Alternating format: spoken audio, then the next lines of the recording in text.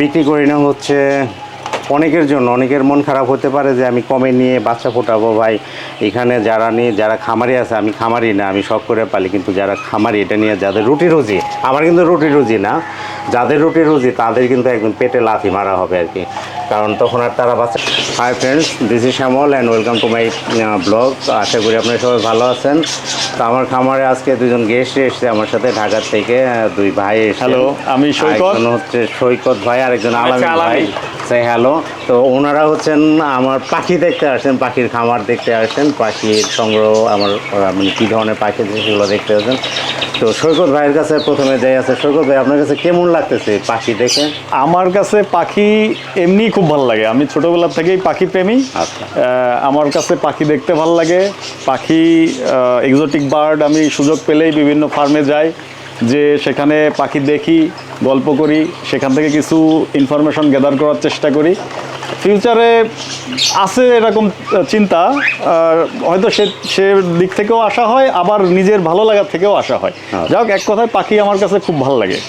আচ্ছা, এখানে আমার মানে কি অনেক ধরনের পাখি তো দেখলেন, কোন পাখিটা সবচেয়ে বেশি ভালো লাগছে আপনার কাছে? আমার কাছে যদি ডাক পাখির, যে প্রত্যেকটা পাখির একটা নিজস্ব শব্দ বা ডাক যেটা বলি, আমার কাছে এটা এই যে নর্দার্ন বব হোয়াইটের ডাকটা খুব সুইট লাগছে।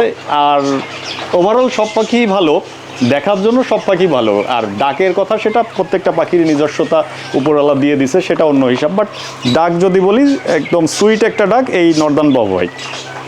এই হচ্ছে নর্দার্ন বব হোয়াইট। আমি একটু দেখাচ্ছি, এখানে অনেকগুলো মেল আছে একসাথে, এদেরকে আলাদা করে রেখেছি। মাঝখানে একটু অসুস্থ ছিল, এই কারণে আলাদা করে রেখেছি। তো দেখেন, এবং সাইজও সেরকম 100 সাইজ অ্যান্ড কোয়ালিটি। তো এরপরে একটু আমরা আলামিন ভাইয়ের কাছে যাই। আলামিন ভাইয়ের কেমন লাগতেছে?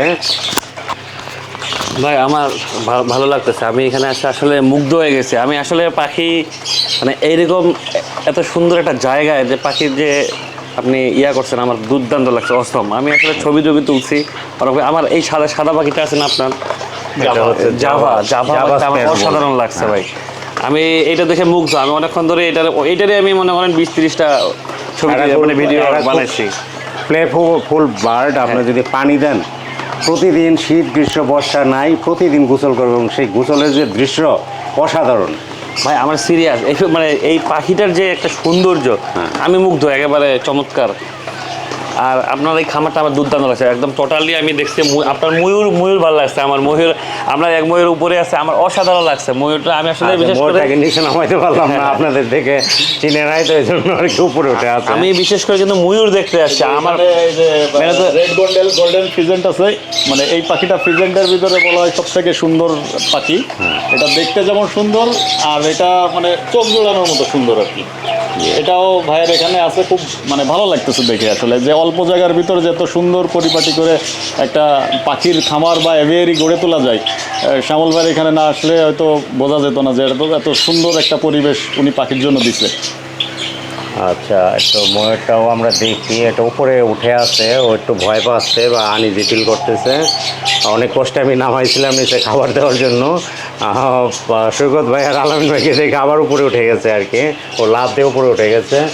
আর একটা জিনিস আমার কাছে খুব ভালো লাগছে, সেটা হচ্ছে এই যে সমন্বিত যে পদ্ধতিটা হচ্ছে, হ্যাঁ, উপরে এদের হচ্ছে গায়ে আপনার রং ধনুর 7টা রঙই থাকে, এই জন্য এদেরকে গোল্ডেন ফিজেন্ট, এবং নিচে হচ্ছে কিং কোয়েল। মানে এই যে একটা সুন্দর একটা পরিবেশ, এটা আসলে খুব মানে অনেক খামারেই আমি গেছি, বাট এইভাবে কেউ চিন্তা করে না যে একটা খাঁচার ভিতরে এইভাবে উপর আর নিচ করে ছোট ছোট দুইটা পাখির প্রজাতি রাখা যায়, দেখতেও ভালো লাগে, ডিস্টার্ব করে না। কিং কোয়েলের আরেকটা সুবিধা হচ্ছে আপনি ডায়মন্ড ডোর সাথে পালা যায়, কিন্তু আমি রেখেছি বাধ্য হয়ে, কারণ এটা হচ্ছে আমার মাস্টার ব্রিডিং পেয়ার আর কি।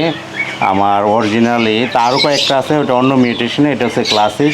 এদেরকে আমি আলাদা করে রেখেছি, যখন আমার ক্লাসিকের বাচ্চার দরকার হয় তখন এদের ডিমটা আমি আলাদাভাবে কালেক্ট করে আর কি নিয়ে যাই। এটার থেকে পিওর ক্লাসিক বেবি আসে, যখন অন্য মিউটেশনের সাথে রাখবো তখন মিক্স হয়ে যায়। আর এটাকে রেখেছি বাধ্য করে, এই ফিমেলটাকে কেন যেন অন্যরা সবাই মিলে মারে, এই জন্য আমি এখানে আলাদা করে রেখেছি। তো গোল্ডেন ফিন্সকে আসলে আলাদাভাবে রাখলেই ভালো। আমি স্পেসের সংকট আছে, প্লাস হচ্ছে গোল্ডেন ফিন্স কি এরা কি আপনারা এখানে নিজেরাই বাচ্চা ফুটাচ্ছেন নাকি ফোস্টারিং না না নিজেদের বাচ্চা নিজেরা ফোটাইছে, সেটা নিয়েও একটা আমি ভিডিও করেছিলাম, ওটা ডিম দিছে, ওই যে তা দিতেছে আচ্ছা, আচ্ছা, ভিতরে, আচ্ছা। ভিতরে দেখেন ওই যে তা দিতেছে, দেখা যাবে কি না, লাইট ছাড়া তো দেখা যাবে না, ওই যে হালকা দেখা একটু যাচ্ছে, বোঝা যাচ্ছে। ওই যে একটু দেখা যাচ্ছে তা দিতেছে। গত সপ্তাহে এসে দেখছিলাম 2টা ডিম দিয়েছে, ওরা 5টা থেকে 7টা ডিম পারে আর কি। তো গোল্ডিয়ান ফিন্স আপনারা যারা মানে ঢাকা শহরে যারা পাখি পালে অনেক সময় শব্দের Noise কারণে free। আশেপাশে সবাই কমপ্লেন করে, কিন্তু গোল্ডিয়ান ফিন্স যদি রাখেন তাহলে আপনার মানে এটা কোনো কমপ্লেন নাই।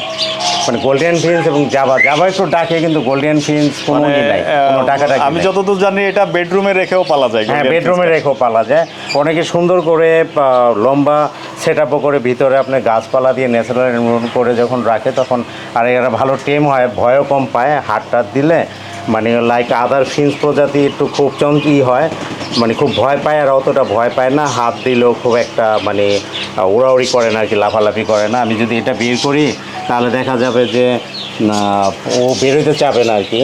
একটু ডিস্টার্ব করি তোমাদের, দাঁড়াও, দেখেন এটার ডিমটা দেখাই, আমি এদের কাছ থেকে এখনই পাই নাই, ওই যে দেখেন ডিম পেড়ে পাড়া আছে, এটা যদি ধরিও হাত দেয় ও যেতে চায় না, দেখছেন ডিম রেখে। এটা কিন্তু একটা বেশ ভালো দৃশ্য এই যে যে দেখেন। ও ও মাই গুডনেস, 6টা ডিম 6টা পেড়েছে। ডিম। হ্যাঁ, এটা দেখছেন হাতে ধরলামও কিন্তু খুব একটা ভয় পেলো না, আমি এটা দিলে আবার ওরা বসে যাবে। তো এটা একটা ভালো দৃশ্য যে গোল্ডিয়ান ফিন্স নিজের বাচ্চা নিজেই ফুটাচ্ছে, তাও আবার 6টা ডিম 6টা দিয়ে। ডিম নিয়ে তা দিচ্ছে। অনেকের গোল্ডেন ফিন্স নিজের বাচ্চা নিজে ফোটায় না, ফোটায় না, কারণ হ্যাঁ। পোস্টারিং করতে হয়, বেঙ্গলি ফিন্সে পোস্টারিং করে। কিন্তু আমি এই পেয়ার দুইটা আমি অনেক কষ্টে কালেক্ট করেছি, মানে যার কাছ থেকে নিয়েছি এটা প্রমাণ সহ নিয়েছি, হ্যাঁ তার ওখানেও নিজের বাচ্চা নিজে ফোটাতো, এই জন্য আর কি আমি এটা এনেছি। ওই যে ভিতরে চলে যাচ্ছে দেখেন, কোনো ই নাই, ডিস্টার্ব নাই। কিন্তু অন্য পাখি হলে কি হতো যে আমরা দাঁড়ায় রয়েছি, বের হইতো না বা এর মধ্যে ইয়ে থাকতো করতো না, মানে সেই থাকতো না, বেড়ে যেত, ডিমের থেকে উঠে যেত। তো আর আমি চেষ্টা করতেছি যে আমার ময়ূর এবং সিজনগুলোর জন্য আমার উঠানে আরেকটা ওপেন এভেরি বানাবো আর কি, মানে ওপেন বলতে এত কনজাস্টেড না, ওপরে ছাদ থাকবে, আপনার শেড থাকবে এবং নেট দিয়ে হাফ ওপেন এবং হাফ ঢাকা থাকবে, যেন রোদ বৃষ্টি সবই করতে পারে। ফিজেন্ট এবং ময়ূরগুলোকে আমি ওখানে দিয়ে দিব, তাহলে হচ্ছে ওদের জন্য একটু ভালো হবে। এই জায়গাটা বেশি কনজাস্টেড হয়ে গেছে, তো একটু দোয়া করবেন সবাই যেন ঠিকঠাক মতো সব কিছু করতে পারি।